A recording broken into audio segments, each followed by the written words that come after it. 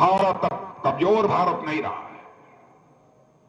भारत अब ताकतवर भारत बनता जा रहा है। अंतर्राष्ट्रीय जगत में भारत की प्रतिष्ठा बढ़ी है। पहले दुनिया के मंचों पर भारत कुछ बोलता था, भारत की बातों को जिस गंभीरतापूर्वक लेना चाहिए दुनिया नहीं लेती थी। लेकिन आज हमारा भारत यदि अंतर्राष्ट्रीय मंचों पर बोलता है तो दुनिया कान खोलकर सुनती है। बहनों भाइयों, दुनिया कान खोलकर सुनती है। यह भारत की ताकत बनी है।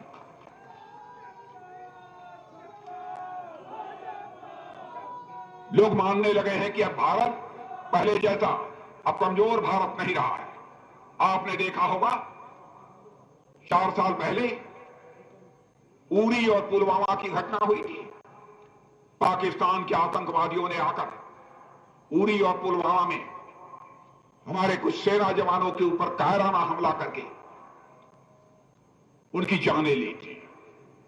उसके बाद हमारे प्रधानमंत्री, उस समय में भारत का गृह मंत्री था, हम 2-3 लोगों के साथ बैठे और 56 इंच वाले हमारे सीने वाले हमारे प्रधानमंत्री ने चटपट फैसला किया। और उसके बाद आपने देखा हमारे सेना के जवान पाकिस्तान की धरती पर जाकर सर्जिकल स्ट्राइक भी किया था और एयर स्ट्राइक करके आतंकवादी ठिकानों का सफाया किया।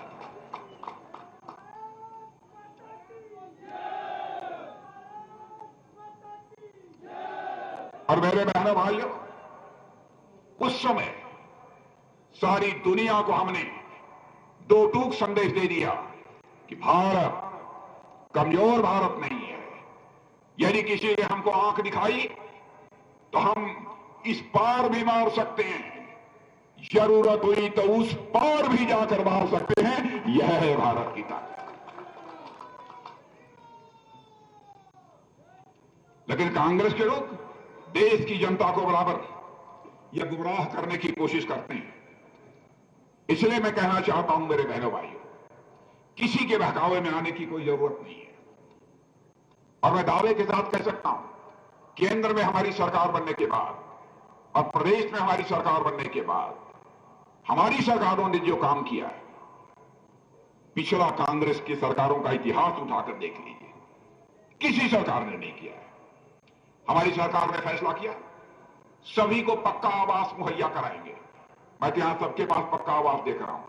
यहां झोपड़ी बड़ी तो होती नहीं, झोपड़ी तो नहीं होती है। लेकिन बहनों भाइयों, हम लोग सारे देश में करोड़ों पक्का मकान बनाकर उन लोगों को दे चुके हैं जिनके पास कच्चा मकान था। और उत्तराखंड में भी जिन लोगों के पास कच्चा मकान रहा है अथवा जिनके पास पक्का मकान नहीं है, उनको भी पक्का मकान बनाकर देने का काम हमारी सरकार कर रही है। इतना ही नहीं, किसी प्रधानमंत्री ने पहले नहीं सोचा हमारे गरीब मध्यम वर्गीय परिवार की माताएं बहनें घर में खाना बनाती हैं, लकड़ी जलाकर, धुएं के रहते हुए खाना बनाती हैं, अंगीठी जलाकर धुएं से आंखों में पानी आता रहता है, खाना बनाती रहती हैं।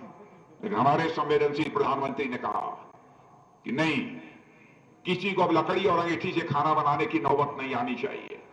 बोले सबके घर एलपीजी गैस सिलेंडर पहुंचाने का काम इस आजाद भारत के इतिहास में किसी ने किया है बहनों भाइयों, तो हमारी सरकार ने किया है, किसी दूसरी सरकार ने नहीं किया। और एक योजना तो हम लोगों की ऐसी है, आयुष्मान भारत की योजना।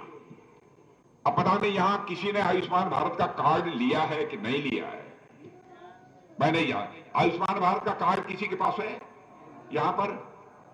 बहनों भाइयों, आपको जानकारी होगी, पहले गरीब आदमी, मध्यम वर्गीय परिवार का आदमी पैसा न होने के कारण बीमारी से दम तोड़ देता, लेकिन अपना इलाज नहीं करा पा रहा। लेकिन आयुष्मान भारत योजना के अंतर्गत हम लोगों ने पक्की व्यवस्था कर दी है। जिसके पास यह कार्ड है 5 लाख रुपए तक का 1 साल में उसका मुफ्त इलाज किया जाएगा। बहनों भाइयों, दुनिया में कहीं पर इस प्रकार की कोई योजना नहीं है। बहुत सारे लोग जिनको नहीं मिला है उनको आगे मिलेगा, यह भी मैं आपको भरोसा दिलाता हूं, आपको विश्वास दिलाता हूं।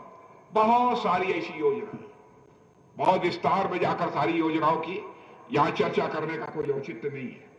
इसलिए मैं आप सभी लोगों से कहना चाहता हूं बहनों भाइयों कि उत्तराखंड में एक बार फिर से भारतीय जनता पार्टी की सरकार बनाइए। एक बहुत ईमानदार, सीधा, सरल और सज्जन व्यक्ति इस समय यहां का मुख्यमंत्री है, उसको बनाइए। और लगातार जब से चुनाव लड़ रहा है वो व्यक्ति, जनता का प्यार उसे खटीमा से हासिल हो रहा है और बराबर वह विधायक बन रहा है। तो मैं आश्वस्त होकर जाऊं, आप लोग जिता देंगे पुष्करधामी को। समस्याएं इन लोगों ने बहुत सारी दी हैं हमारे सामने, इस क्षेत्र की बहुत सारी समस्या है। कहां है भाई, आप लोगों ने दिया था, कहां है?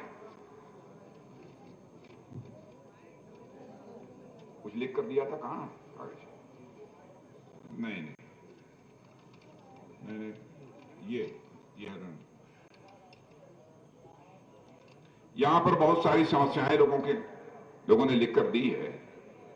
मेरा ये कह रहा है कि चुनाव के समय कोई आएगा कहेगा कि ठीक है मैं कर दूंगा, लेकिन मैं ऐसा कुछ नहीं कहना चाहता, क्योंकि मैं झूठ बोलकर आपका समर्थन नहीं हासिल करूंगा। यदि आपका समर्थन हासिल करना होगा तो हम सच बोलकर आपका समर्थन हासिल करेंगे।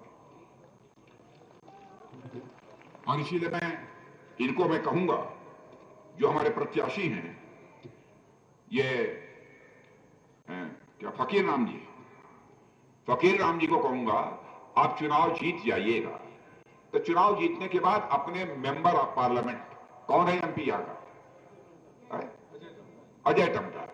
अजय टमटा जी को लेकर आइएगा। जितना हो सकेगा हमसे उतना मैं करने की कोशिश करूंगा, यह मैं आपको विश्वास दिलाता हूं। झूठा आश्वासन देकर आपका समर्थन नहीं हासिल करना चाहूंगा। और मुझे इस बात की खुशी है, मीना गंगोला यहां की विधायक आप लोगों ने बनाया था। अब देखिए, यह केवल भारतीय जनता पार्टी में देखने को मिलेगा। पार्टी ने मीना गंगोला को कहा कि आप इस बार रहने दो, और फकीर राम टमटा को जो है लाकर अपना प्रत्याशी बना दिया। अब आज मीना गंगोला उनका विरोध नहीं कर रही हैं, मीना गंगोला खुले दिल से फकीर राम का समर्थन कर रही है। बहनों भाइयों, यह दृश्य यदि देखने को मिलेगा तो केवल भारतीय जनता पार्टी में मिलेगा। इसलिए मैं आप सभी लोगों से अपील करना चाहता हूं, उत्तराखंड को एक सशक्त उत्तराखंड बनाने के लिए, एक समृद्धशाली उत्तराखंड बनाने के लिए, एक स्वाभिमानी उत्तराखंड बनाने के लिए आप सभी का समर्थन चाहिए।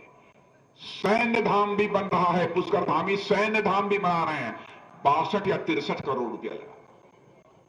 जो भी हमारे उत्तराखंड के जवान शहीद हुए हैं भारत की सीमाओं की रक्षा करते हुए, सबके नाम अंकित हो गए। मैंने तो उन्हें यह भी सुझाव दिया है, शिलान्यास के समय मैं ही आया था, मैंने उन्हें यह भी सुझाव दिया है, ऐसी व्यवस्था कर दी है कि परिवार के सदस्य घर बैठे भी यदि अपने परिवार के शहीद हुए जवान को श्रद्धांजलि अर्पित करना चाहते हैं तो लैपटॉप और मोबाइल से भी अपनी श्रद्धांजलि अर्पित कर सकें, ऐसी व्यवस्था होनी चाहिए। उन्होंने आश्वस्त किया है इस काम को करेंगे।